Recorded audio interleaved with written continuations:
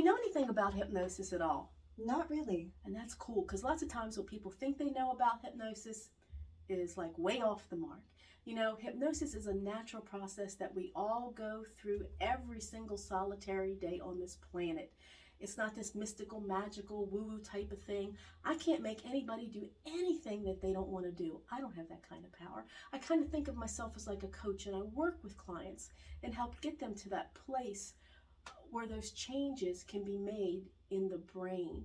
You know, hypnosis is a pure state of focus and absorption, focused attention, what I call being in the zone, having the ability to tune out all the outside distractions and be totally focused in that moment. Maybe to the point where someone could have said, hey, are you listening to me? Are you paying attention? Did you hear what I said? What have you ever done in your life that maybe you were so into it, so focused, that maybe someone could have said to you, hey, are you listening to me? Are you paying attention? What have you ever done? Cooking. Cooking. And when you're cooking, are you so into it that you've tuned out everyone and everything? All the noise, yeah. All the noise. So every time that's happened, you've experienced hypnosis. What else have you done where you've tuned out all the distractions? Reading. Reading a really good book, going to a movie, nowadays on your iPhone or TikTok. Doing anything like that where you've tuned out all the distractions, you have experienced hypnosis. Let me ask you a question. Have you ever been driving and you get from point A to point B, and you know what I'm going to say? You get to point B and you know you got there. How'd you get there? How did I get here? You know, on one level, the conscious part of you is like having maybe, I have to stop at the store, I got to get groceries, etc., etc., etc. So you're really not paying attention on a conscious level of what you're doing, but there is a part of you that is paying attention, like, wow, I've got to get you from point A to point B because otherwise you wouldn't be getting here very safely. So every time you've experienced that, you've experienced hypnosis. When you see billboards out on the street, commercials on TV, they're worded in a way to draw your attention and to get you to pay attention to their message. So hypnosis is around us everywhere. Meditation and hypnosis are extremely closely related. The difference between meditation and hypnosis, what I feel is the difference. Meditation will go so far, but then if you're trying to make a change, trying to reach a goal, it may not go far enough, which is where hypnosis comes in, because there's more direction as to where you need to go and what you need to do, and so those changes can be made. Like if I wanted to quit smoking. Like if you wanted to quit smoking, exactly. Because sometimes a habit is just a habit. We have to break that habit. Sometimes there's a sticking point that we just need a little help getting past. And on a conscious level, if we knew what that sticking point was, that part of us could have fixed it by now. But that's not the part that knows. That's not the part that can make the change. You know, the conscious part of us is extremely important. We couldn't function without it. However, that being said, even though it's very important, it might be 10% of our neurology. And it's not like I can specifically point to a certain part of your body and say, this is where your consciousness lives, this is where your subconscious lives. It doesn't work like that. It is just part of who we are. You know, the conscious part of us problem solves, it analyzes. That's the part of us that thinks. It comes up for rational reasons of why we think we do the things we do.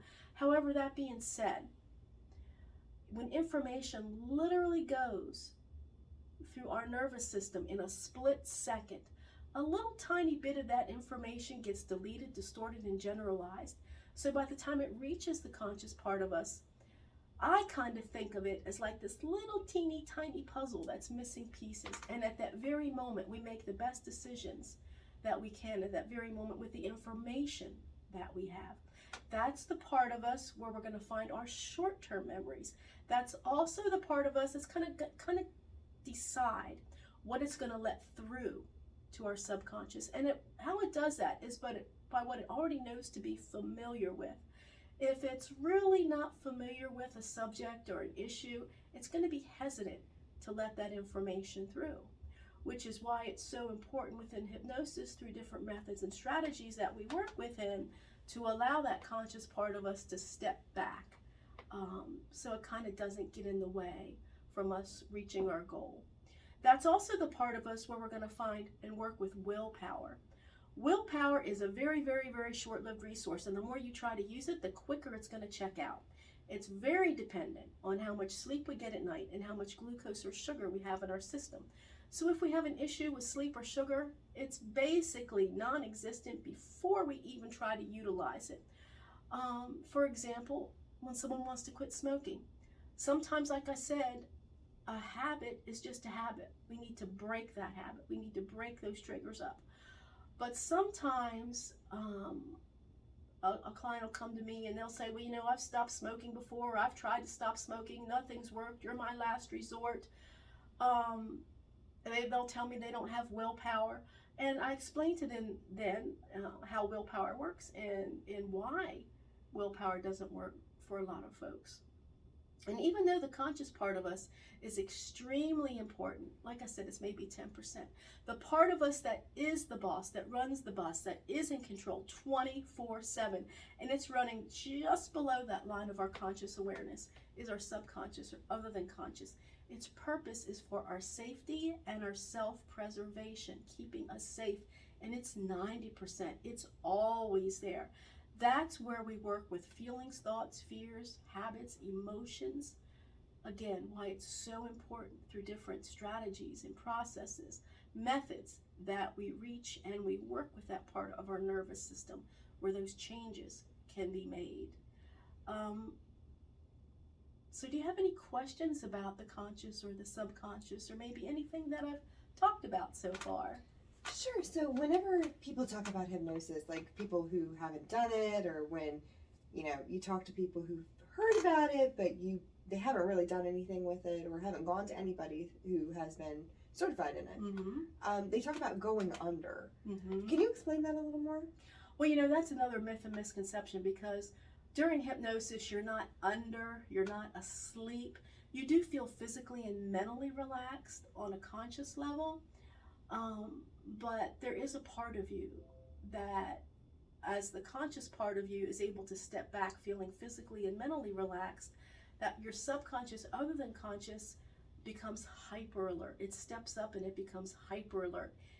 Remembers everything and takes in all that information where it can act on it. But the information isn't coming from me, it's coming from you as the client. By us having this consultation right now, by you telling me what you want to do, what you want to change, and how you want to feel instead, and I'm able to get that information to that part of your mind where those changes can be made. And during a session, you are in control 100% of the time. Like I said, you'll feel physically and mentally relaxed, but you're not in a coma, you're not asleep. There's always that part of you that's listening, your subconscious is always listening, taking in that information. And during a session, you're free to move in the chair for comfort. If you have an itch, you can scratch it. If you have a question, you can ask me. So you're always in control 100%. So it's not like the movies where they say, I'm going to put you under hypnosis with a pocket watch, and when you wake up, you're going to dance on one foot and touch your nose. Exactly. And then you're going to sit down and not remember anything. Exactly. And then it's not like that. It's not like that. Okay. And actually, you will not go against your core beliefs or values during hypnosis. That just won't happen. And for each of us, those core beliefs and values are unique.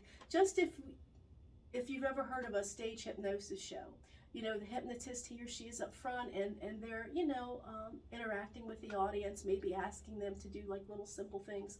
They're looking in the audience to see maybe who is actually following the instructions, who might be having a good time, might be outgoing. Those people, they may actually choose to be up on stage. Even so, like say for example, there's 10 volunteers up on stage, and the hypnotist may give a suggestion, maybe something as simple as, when I count to 3 or whatever that might be, or when I say a certain word, you may get up or you will get up and maybe do XYZ, okay? But say out of the 10 volunteers, there's one person, whatever it is they're asking them or telling them that they'll notice or do, it goes against what they believe deep down. They're not going to do it. It's just not going to happen for them. So they'll just be excused and back into the audience, and maybe another audience member will go up and take their place.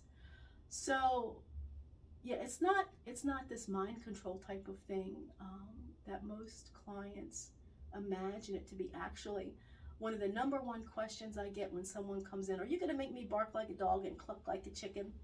And if I only had $1, because we can't say a nickel anymore because that wouldn't get us much, but if I only had $1 for every time someone's asked me that, yeah, I would be in pretty good shape. Just saying. But is there anything else? Is there ever a point that I won't remember what's going on?